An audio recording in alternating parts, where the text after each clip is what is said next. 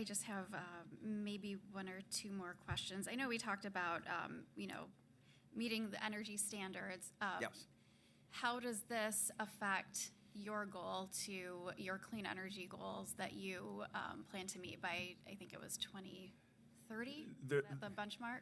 There's multiple goals, well, not goals, requirements. There's clean energy of 50% by there's renewable energy of 50% by 2030, and then there's clean energy by 2040. They're different goals. Our hopes are that the plant the facility that's going to be built on site will help our clean energy goals for us, because there is not a fuel cell plant built in Michigan right now. There are two of them up and running, to my knowledge, on the eastern seaboard. They have both been designated by their governing bodies as clean energy.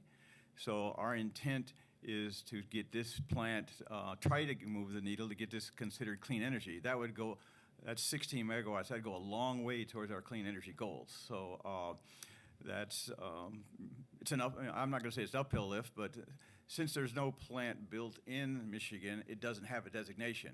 I have talked to a couple senators already, just broaching that, and they're open to listen, and so. It's our intent is, if this deal comes to fruition, is to push to get this plant designated as clean energy. It uses natural gas, but it doesn't burn natural gas. It chemically breaks it down and through a cathode anode, and it goes through. The byproduct is heat and electricity. So there's no typical combustion elements like SOx, NOx, sulfur, mercury content like that you see from some burning of natural gas. So it's cleaner. It's not renewable, and we're not trying for that designation, and it's not completely emission-free. There's CO2, but we are looking down the road on how to address that as well. So the big win is that we need to find any way we can, as our load's increasing, the company is growing, that we can bring on different types of clean energy and renewable.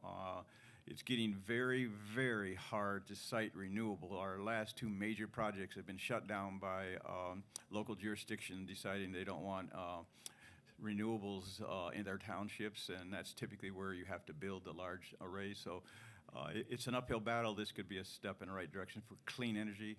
Again, that's separate from renewable energy.